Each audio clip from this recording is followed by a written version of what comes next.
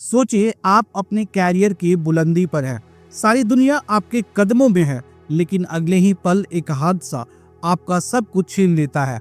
अब अपनी बीमार माँ को बचाने के लिए आपको एक ऐसे रास्ते पर उतरना पड़ता है जहां आपका जिस्म और दिमागी आपका सबसे बड़ा हथियार है।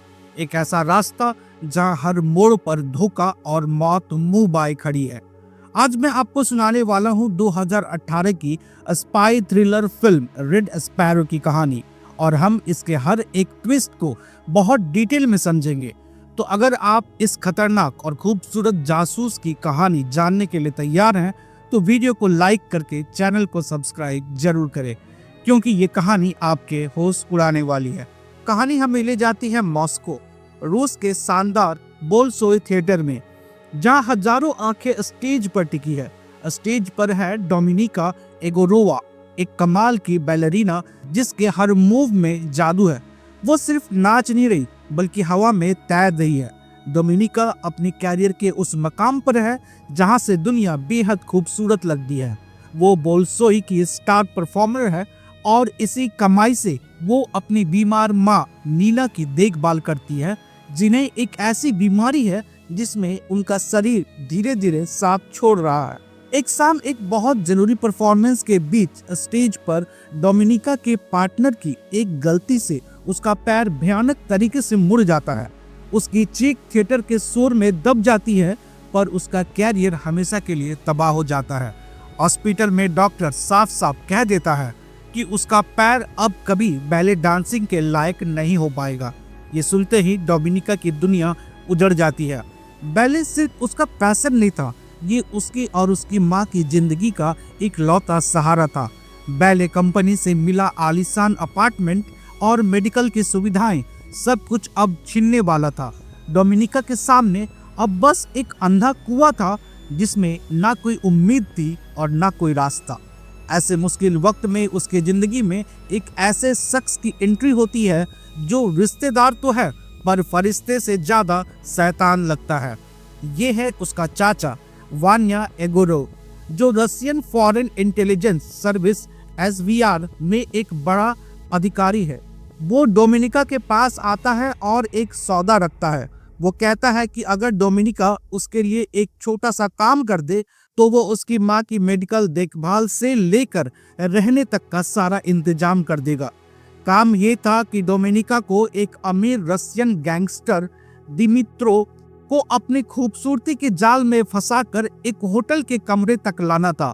वान्या उसे यकीन दिलाता है कि वहां दिमित्रो से बस कुछ जानकारी निकालनी है। अपनी माँ की जिंदगी के लिए मजबूर डोमिनिका कांपते हुए दिल से हाँ कह देती है। वो एक खूबसूरत लाल ड्रेस में होटल पहुंचती है और दिमित्रो को अपने जाल में फंसाने में कामयाब हो जाती है।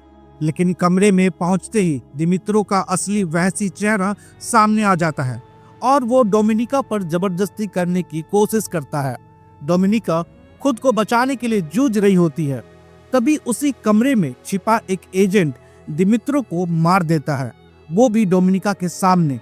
वान्या वहां पहुंचकर डोमिनिका को बताता है कि अब वो इस कत्ल की गवाह है। उसके पास सिर्फ दो रास्ते हैं, या तो वो SVR के लिए काम करे या फिर उसे गवाह के तौर पर खत्म कर दिया जाएगा। डोमिनिका समझ जाती है कि ये कोई सौदा नहीं बल्कि एक जाल था जिसमें वो बुरी तरह फंस चुकी है। अपनी और अपनी माँ की जान बचाने के लिए उसके पास SVR की कठपुतली बनने के अलावा कोई और चारा नहीं था। उसका चाचा वान्या डोमिनिका को एक खुफिया जगह ले जाता है जिसे स्टेट स्कूल फॉर या स्पैरो स्कूल कहते हैं। ये कोई मामूली स्कूल नहीं था बल्कि एक ऐसी फैक्ट्री थी जहां जवान लड़के लड़कियों को जासूसी के सबसे क्रूर और अमानवीय तरीकों की ट्रेनिंग दी जाती थी। उन्हें सिखाया जाता था कि कैसे अपनी भावनाओं को कुचलना है, कैसे अपने जिस्म को एक हथियार की तरह इस्तेमाल करना है और कैसे किसी भी इंसान की कमजोरी को ढूंढकर उसका फायदा उठाना है। इस स्कूल की हेड थी एक बेहद सख्त औरत जिसे सब मैट्रोन बुलाते थे। मैट्रोन का मानना था कि इंसान की इच्छाएं एक पहेली है और अगर तुम वो पहेली सुलझा लो तो तुम उस इंसान को कंट्रोल कर सकती हो। वो कहती है तुम्हारा शरीर अब तुम्हारा नहीं, ये स्टेट की प्रॉपर्टी है। ये ट्रेनिंग बहुत सख्त थी। एक बार डोमिनिका को सबके सामने कपड़े उतारने को बोला जाता है, पर वो मना कर देती है। पर बहुत सारे और भी काम ऐसे होते हैं जो इंसान कभी भी सबके सामने नहीं कर सकता। पर डोमिनिका इस काम के लिए बहुत सही थी। वो लोगों को पहचानती थी, किससे क्या बात करनी है, कैसे बात करनी है, किस बात का जवाब कैसे देना है, वो ये बहुत अच्छे से जानती थी और इसलिए वो बहुत जल्दी सबके नजरों में आ गई। अब कहानी का दूसरा पहलू सामने आता है, जो हमें अमेरिका की इंटेलिजेंस एजेंसी CIA की दुनिया में ले जाता है। CIA का एक तेज दरदार एजेंट नेट नेस मॉस्को की गार्की पार्क में एक सीक्रेट मिशन पर था। वो मार्बल नाम के एक रशियन डबल एजेंट से मिलने वाला है, जो SBR के अंदर से अमेरिका को खुफिया जानकारी दे रहा है। मार्बल की पहचान इतनी गुप्त थी कि खुद नेट भी उसका असली नाम नहीं जानता था। एक दिन पार्क में पुलिस दो लोगों को देखती है। उन्हें कुछ शक होता है।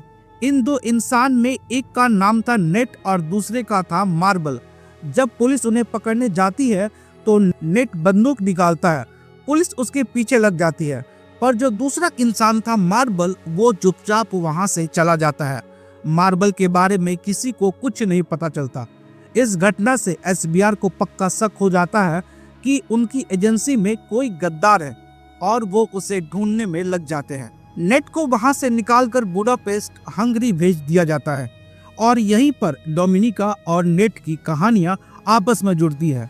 SBR का मानना है कि नेट नेस ही वो अकेला आदमी है जो मार्बल की पहचान जानता है, इसीलिए डोमिनिका को बुडापेस्ट भेजा जाता है। मिशन है नेट नेस को अपने हुस्न के जाल में फंसाओ, उसका भरोसा जीतो और उससे मार्बल की पहचान को गलवाओ। डोमिनिका एक नई पहचान लेकर बुडापेस्ट पहुंचती है। वो अपनी प्लानिंग के तहत एक स्विमिंग पूल में नेट से टकराती है। नेट, जो एक मंजा हुआ एजेंट है, फौरन समझ जाता है कि ये मुलाकात महज एक इत्तेफाक नहीं है। वो डोमिनिका पर नजर रखता है, लेकिन साथ ही उसकी खूबसूरती और आंखों में छिपे दर्द की तरफ खींचता भी चला जाता है। दोनों के बीच एक अजीब सा खतरनाक खेल शुरू हो जाता है, जहां दोनों एक दूसरे का दिमाग पढ़ने की कोशिश कर रहे थे। डोमिनिका अपनी स्पैरो ट्रेडिंग का इस्तेमाल करती है, पर कहीं न कहीं नेट की ईमानदारी उसे असर करने लगती है। नेट को भी डोमिनिका में एक मजबूर लड़की दिखती है जो इस दलदल से बाहर निकलना चाहती है। एक रात नेट डोमिनिका के सामने एक ऑफर रखता है, तुम डबल एजेंट बन जाओ, मेरे लिए काम करो और मैं वादा करता हूँ कि तुम्हें और तुम्हारी माँ को इस जहन्नुम से निकालकर अमेरिका में एक नई जिंदगी दूंगा। डोमिनिका के लिए ये एक उम्मीद की किरण थी। वो हाँ कह देती है, पर उसके दिल में क्या चल रहा था ये कोई नहीं जानता था।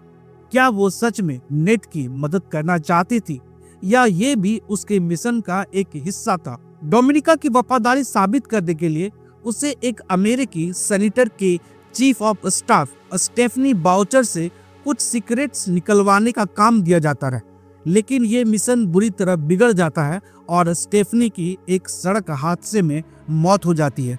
इस नाकामी के बाद SBR को डोमिनिका पर शक होने लगता है। उन्हें लगता है कि वो अमेरिका से मिल गई है। उसे फौरन मॉस्को बुलाया जाता है, जहां उसे बेरहमी से टॉर्चर किया जाता है ताकि सच बाहर आ सके। डोमिनिका भयानक दर्द सहती है पर टूटती नहीं। वो अपने सीनियर्स को यकीन दिलाती है कि वो अब भी रूस के लिए वफादार है। उसका ये नाटक काम कर जाता है और SBR का भरोसा जीतने के लिए वो नेट के साथ मिलकर ये प्लान बनाते हैं। उसे वापस बुडापेस्ट भेजा जाता है। मिशन वही था, नेट से मार्बल की पहचान जानना। एक रात डोमिनिका नेट के अपार्टमेंट में होती है। आधी रात को उसकी आंख खुलती है तो वो देखती है कि नेट एक कुर्सी से बंधा है और SBR का एक खूंखार एजेंट उसे टॉर्चर कर रहा है।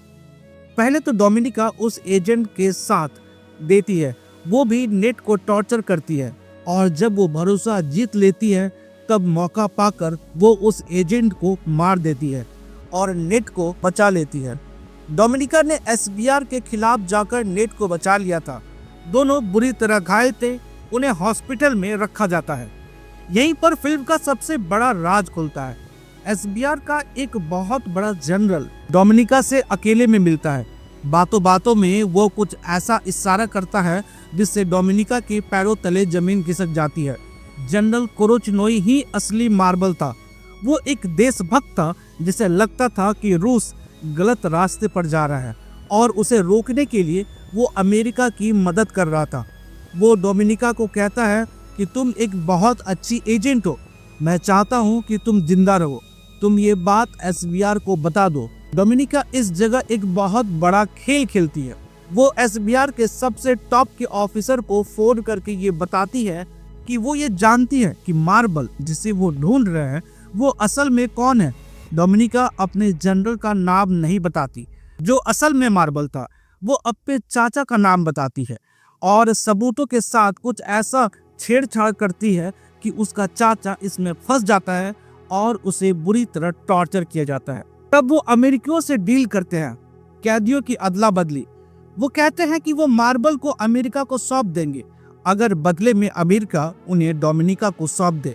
आखिरकार कैदियों की अदला बदली का दिन आता है। एक सुनसान एयर स्ट्रिप पर एक तरफ एसबीआर के एजेंट, दूसरी तरफ CIA। डोमिनिका को बीच में लाया जाता है। सब कुछ प्लान के मुताबिक था। एसबीआर के स्नाइपर्स डोमिनिका को गोली मारने के लिए तैयार थे, लेकिन तभी डोमिनिका के इशारे पर वो एडिट हुई ऑडियो क्लिप एसबीआर के जनरल को सुना दी जाती है। इसके बाद वान्या को गोली मार दी जाती है। डोमिनिका ने पूरी बाजी पलट दी थी। उसने न सिर्फ अपनी जान बचाई बल्कि अपने सबसे बड़े दुश्मन को रास्ते से हटाकर खुद को एक हीरो की तरह साबित कर दिया। कहानी के आखिर में हम देखते हैं कि डोमिनिका को रूस में एक नेशनल हीरो की तरह सम्मान दिया जा रहा है। उसने एसबीआर में अपने चाचा की जगह ले ली है और अब वो खुद एक बहुत पावरफुल अधिकारी बन चुकी है। उसने जनरल कोरोचनोई यानी असली मार्बल की पहचान को राज रखा और उसे सुरक्षित बचा लिया। फिल्म के आखिरी सीन में डोमिनिका अपनी माँ के साथ अपने उसी आलीशान अपार्टमेंट में बैठी है।